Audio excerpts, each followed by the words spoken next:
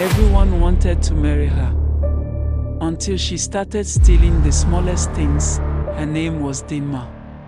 In Umokoro village, beauty was a gift from God, but sometimes it came with trouble. Her name was Dinma Nwoy.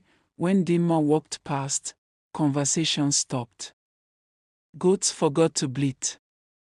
Children forgot their games. Even old men paused their cough to look twice. She was the kind of girl people talked about in low voices. Have you seen Nwoy's last born? That girl is too much. God overdid it with her. Dinma was not just fine, she was the finest. Her skin was smooth and glowing like fresh palm oil under sunlight. Young boys fought over who would escort her from the stream. Grown men suddenly remembered errands near her father's compound.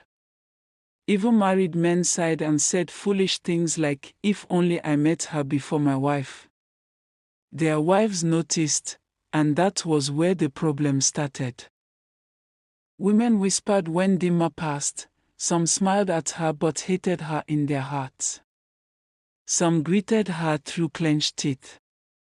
Some avoided her completely, especially Mama Uju. She lived in the next compound. She was a trader, loud, proud, and bitter. Her youth had faded early, and her husband no longer looked at her twice. Whenever Dinma walked past, Mama Uju's eyes burned. This small girl thinks she is better than everybody, she once said. Dinma never noticed. She was gentle, respectful, greets all. Her family was not poor. Her father was a known palm wine tapper and farmer. Her mother, Ngozi, sold gari and vegetables in the market. They lived comfortably. Dinma had two elder sisters, Ifinanya and Ubiajili, both married and living in other villages. She also had an elder brother, Emeka, who traded spare parts in town. Dinma was the last born. Everyone loved her, until the stealing started. It began quietly. One market day, Ngozi noticed something strange. "Dinma," she said slowly, "where did this spoon come from?" Dinma looked at the spoon in her hand like she was seeing it for the first time. "I don't know, Mama." Ngozi frowned but said nothing. 2 days later, a neighbor complained that her plastic bowl was missing. Another woman said her water calabash disappeared. A young girl cried that her wrapper was gone. People whispered. Then one evening, Mama Uju shouted from her compound, "Thief! Thief!" The whole village gathered. Mama Uju held up a hen. "I saw it inside Nwoy's compound." She screamed. Inside Dinma's room. Dinma stood frozen. She could not speak. Her hands were shaking. Ngozi slapped her for the first time in her life. "Have you turned into a thief?" Her mother cried. Dinma fell to her knees. "I don't know how it got there," she sobbed. "I swear." But the stealing did not stop. It got worse.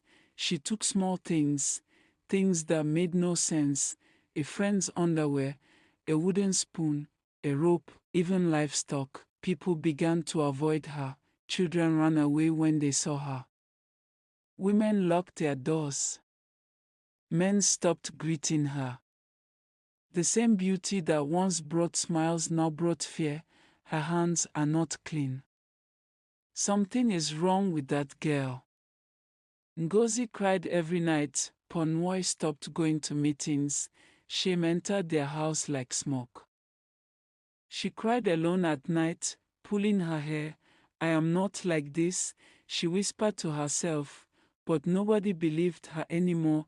Mama Uju smiled in secret, because Mama Uju knew the truth. Weeks before the stealing started, Mama Uju had gone to a native doctor in a far village. She carried gin, kolanut, and money. Her heart was full of jealousy. "I want her brought down," she said. "Let people spit on her beauty." The man gave her a charm. Put it in her food, he said. Her hands will not rest. Mama Uju waited patiently. One market day, she smiled sweetly at Dima. My daughter, you are glowing, she said. Come and eat with me. Dima ate the food, her life broke. Just when all hope seemed lost, a stranger arrived in Umokoro, a young man, a pastor. His name was Pastor Daniel Is. He came for missionary work. He came with a Bible, a small bag, and a strange peace in his eyes. The day he saw Dinma sitting alone, crying behind her father's compound, something moved inside him. This battle is not ordinary, he said quietly, and that was the day the story changed.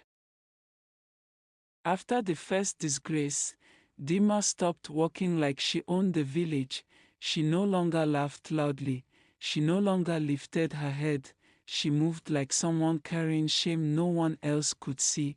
But the stealing did not stop. It was as if her hands no longer belonged to her.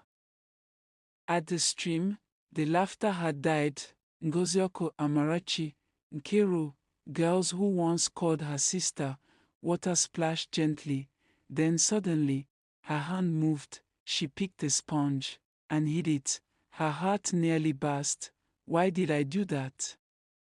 She whispered, but it was too late. My sponge. Amarachi screamed. Silence swallowed the stream. Check your wrapper, Nkiru said. The sponge fell. They didn't shout nor fight, just disappointment. From today, don't bat with us again. That was the last time she walked to the stream with friends. Very early, before sunrise, trouble followed her home. 3 spoons, a broken mirror, a goat rope, inside her bag, I don't know. She cried. Her mother screamed to the heavens, what kind of curse is this? Women hid their things when she passed. Children were warned, stay away from her. Marriage talks disappeared. Men crossed the road. Her father stopped attending meetings. Such beauty. What a waste. And from her compound, Mama Uju watched and smiled. Then came Pastor Daniel. He did not see a thief, he saw pain. Can I pray for her? As he prayed, she began shaking. I don't want to take it.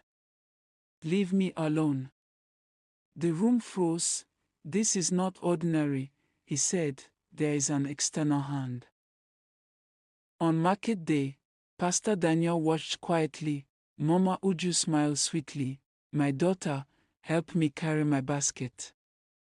She whispered something. Dima bent down, picked a dried pepper, and hid it. Now the truth had been revealed. That night, Mama Uju came running out of her compound, shouting the native doctor's name. She kept confessing, acting like one who has seen a ghost. Villagers gathered. The jealousy, the charm, the food, the plan, the whole village gasped. Ngozi collapsed. The crowd shouted.